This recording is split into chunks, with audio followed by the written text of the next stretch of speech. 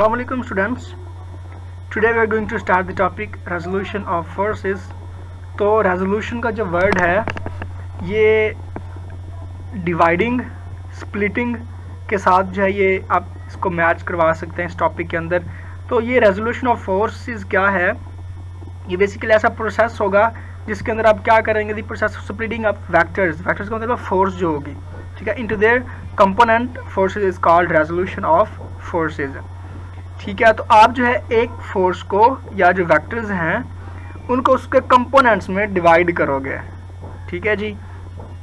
If a force is formed from two mutually perpendicular components then such components are called its perpendicular components.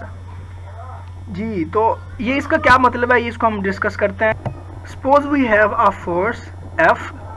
अब हमने क्या करना है, इस एक फोर्स को, इस वेक्टर को हम इसके कंपोनेंट्स में स्प्लिट करेंगे, डिवाइड करेंगे। ठीक है, तो ये जो प्रोसेस है ये हेड टू टेल रूल का रिवर्स प्रोसेस आप कह सकते हैं। वहाँ पे आप क्या करते थे, फोर्सेस को ऐड करते थे। तो यहाँ पे आप ये है कि एक जो है फोर्स को उसके कंपोनेंट्स में उसको दो पार्ट्स में डिवाइड कर देंगे, या उसके जितने भी कंपोनेंट्स बन सकते हैं। जी स्टूडेंट्स, तो देखें इसके दो कंपोनेंट्स बनेंगे, एक F1 और एक F2। ठीक है, और ये जो दो कंपोनेंट्स होंगे इनके दरमियान जो एंगल बनेगा वो 90 डिग्री होगा। ठीक है, तो इसलिए हम इन दोनों कंपोनेंट्स को कहेंगे परपेंडिकुलर कंपोनेंट्स, बिकॉज 90 डिग्री जो होगा एंगल उसको हम परपेंडिकुलर कहते हैं। तो ये जो दोनों कंपोनेंट्स होंगे ये परपेंडिकुलर होंगे और इसलिए हम इनको परपेंडिकुलर कंपोनेंट्स का नाम देते हैं। जी स्टूडेंट्स, तो अब हम डेफिनेशन डिस्कस करते हैं। Splitting up of a force, हम एक फोर्स जो हमारे पास होगी, एक वेक्टर होगा, उसको हम स्प्लिट कर देंगे, उसको हम ब्रेक कर देंगे या डिवाइड कर सकते हैं, आप ये कह सकते हैं, into two mutually perpendicular components. जिस तरह मैंने आपको दिखाया कि हमारे पास एक फोर्स थी F, उसको हमने दो कंपोनेंट्स में उसको स्प्लिट कर दिया, F1 और F2 में, और उनके दरमियान एंगल कितना था, 90 डिग्रीज का एंगल था।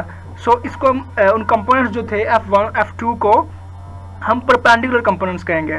तो डेफिनेशन क्या बनेगी, splitting up a force into two mutually perpendicular components is called the resolution of that force। जी स्टूडेंट्स, तो सपोज करके हमारे पास एक फोर्स F है रिप्रेजेंटेड बाय लाइन OA। ये आपको इस पिक्चर में नज़र आ रहा होगा। हमारे पास एक फोर्स F है which is represented by red line, तो उसको OA से जो है शो किया जा रहा है, और उसका जो एंगल है वो थीटा है विद एक्स एक्सिस।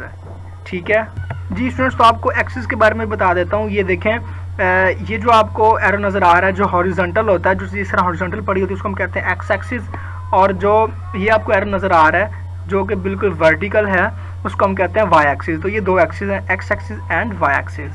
जी, तो ये जो फोर्स F है ये एक्स एक्सिस के साथ एंगल थीटा जो है ये बना रही है फोर्स F। जी, तो हमने जो रेजोल्यूशन का जो प्रोसेस है कि हम एक फोर्स को किस तरह रिजॉल्व कर सकते हैं वो प्रोसीजर स्टार्ट कर दिया।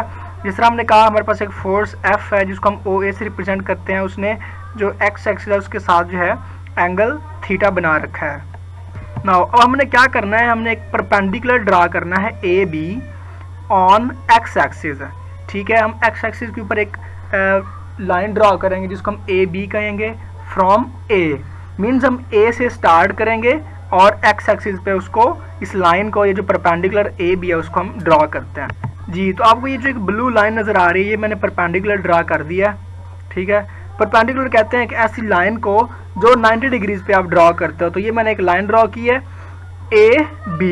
ठीक है, हमने क्या कहा था, हमने A से स्टार्ट करनी है, ठीक है, और उसको ड्रॉ करना है एक्स एक्सिस पे ऑन एक्स एक्सिस। तो देखिए ये ऑन एक्स एक्सिस है, हमने एक्स एक्सिस के ऊपर इस लाइन को ड्रॉ किया है AB को।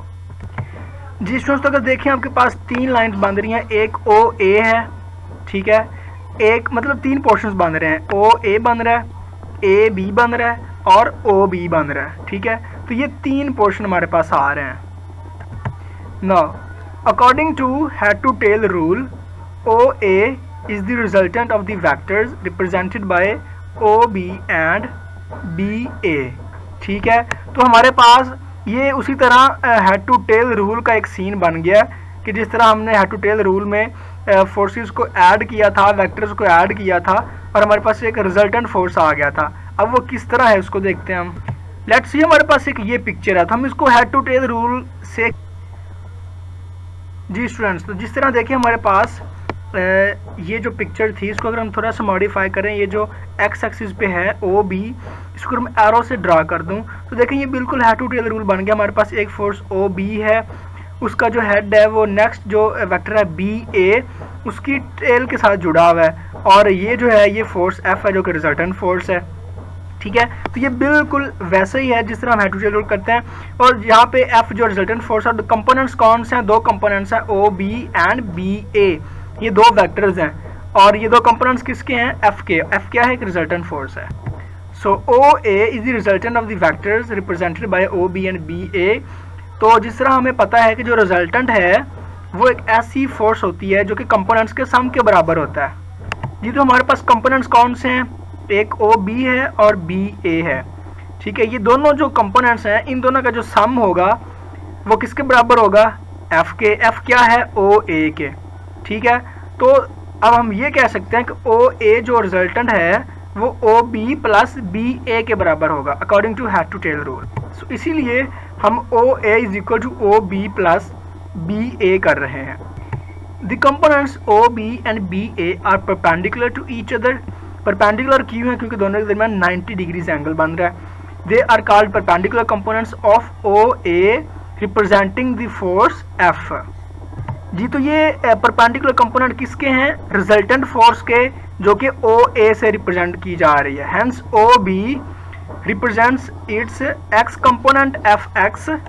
जी, तो जिस तरह ये ओ बी जो फोर्स है, जो कंपोनेंट है, ये अलोंग एक्स एक्सिस है, हॉरिजॉन्टल है, इसलिए हम इसको एफ एक्स कहेंगे। और ये जो कंपोनेंट है बी ए, ये अलोंग वाई एक्सिस है because it is vertical, so that's why we named it as fy. Y represent here y axis and x represent here x component of force and y component of force. तो ये f जो है force, इसके दो components हैं, एक x component और एक y कंपोनेंट, और ये दोनों परपेंडिकुलर हैं बिकॉज यहाँ पे इन दोनों के दरमियान जो एंगल क्रिएट हो रहा है एफ एक्स और एफ वाई के दरमियान वो 90 डिग्री होगा। जी स्टूडेंट, तो इसलिए हम कह रहे हैं कि ओ बी जो है एक्स कंपोनेंट है और F X, and B A represents Y component F Y. ठीक है, तो ये जो हमारी इक्वेशन थी O A is equal to O B plus B A, इसको हम अब मॉडिफाई करेंगे in the terms of X components. O A क्या था, रिजल्टेंट फोर्स, इसको हमने एफ में चेंज कर दिया। ओ बी जो था ये एक्स कंपोनेंट था, प्लस बी ए क्या था, वाई कंपोनेंट। तो हमने 4.1 इक्वेशन को फोर्सेस की फॉर्म में इसको मॉडिफाई कर दिया हुआ है। जी स्टूडेंट्स, तो अब हमने जो मैग्नीट्यूड्स हैं वो फाइंड करने हैं कि एफ एक्स और एफ वाई की मैग्नीट्यूड कितनी होगी। इनकी मैग्नीट्यूड कहते हैं वैल्यू को। ठीक है, ये एक नंबर हो सकता है, तो हम इनकी वैल्यूज़ फाइंड करेंगे, इनकी वैल्यूज़ को हम किस तरह कैलकुलेट कर सकते हैं। जी स्टूडेंट्स, तो इनकी जो वैल्यूज़ हैं, इनकी जो मैग्नीट्यूड के फार्मूलाज हम ड्राइव करेंगे वो with the help of trigonometric ratios करेंगे हम। जी स्टूडेंट्स, तो हमारे पास ये जो ट्रायंगल बन रही है ओ ए बी, ठीक है, तो इस ट्रायंगल से हम क्या करेंगे, ट्रिग्नोमेट्रिक रेशियोज जो हैं, जिस तरह कॉस और साइन है, ट्रिग्नोमेट्रिक रेशियोज, उनके फार्मूलाज को ड्राइव करेंगे। जी स्टूडेंट्स, तो ट्रायंगल की 3 साइड्स होती हैं। ये जो वर्टिकल साइड होती है, या इसको हम कहते हैं परपेंडिकुलर, ये जो साइड है ये बेस है, ओ बी बेस है, बी ए परपेंडिकुलर है, और ओ ए जो है इसको हम हाइपोटेन्यूज कहेंगे, इसको आप हाई पे भी बोलते हैं। जी स्टूडेंट्स, तो ये हमारे पास ट्रिग्नोमेट्रिक फार्मूलाज आ गए हैं, ये आपने 8th क्लास में पढ़े होंगे। Sine theta is equal to perpendicular over hype, cos theta is equal to base by hypotenuse. ठीक है, इसको हम सिंपली इस तरह भी बोलते हैं, एस से सम, पी से पीपल, एच से हैव, सम पीपल हैव, सी से करली, बी से ब्राउन, एच से हेयर। सम पीपल हैव करली ब्राउन हेयर। ठीक है, तो ये एक याद रखने की छोटी सी ट्रिक है जस्ट है। तो ये हमारे पास फार्मूला आ चुके हैं जी। तो वैल्यूज हमारे पास ये हैं, साइन थीटा और कॉस थीटा का फार्मूला। अब इसके अंदर हम ट्रायंगल से वैल्यूज पुट करते हैं। जी स्टूडेंट्स, तो देखें परपेंडिकुलर क्या है, बी ए है, बेस क्या है, ओ बी, और हाइपोटेन्यूज क्या है, ओ ए। तो ये हम वैल्यूज पुट करते हैं वहाँ पे जाके।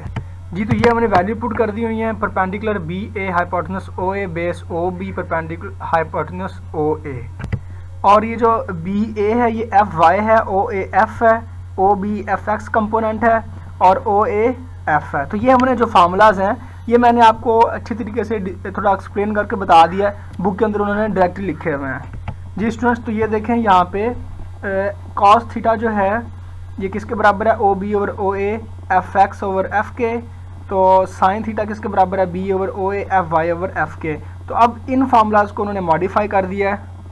जी, तो ये जो f डिनोमिनेटर में ये cos थीटा के साथ मल्टीप्लाई होकर क्या बन जाएगा, F X is equal to F cos theta. इसी तरह एफ वाई जो है ये f जो है साइन थीटा का मल्टीप्लाई होकर F Y is equal to F sine theta. तो ये हमारे पास फार्मूलाज आ गए। इस तरह हम जो है एफ एक्स और एफ वाई की वैल्यूज़ को कैलकुलेट कर सकते हैं। जी स्टूडेंट्स, आई होप आप लोगों को ये समझ लग गई होगी कि रेजोल्यूशन क्या है और हम जो है उनके फार्मूलाज को किस तरह जो है एक फोर्स को उसके परपेंडिकुलर कंपोनेंट्स में डिस्ट्रीब्यूट करते हैं, स्प्लिट करते हैं एफ एक्स और एफ वाई में, और हम एफ एक्स और एफ वाई की वैल्यूज़ को किस तरह कैलकुलेट कर सकते हैं। ओके जी स्टूडेंट।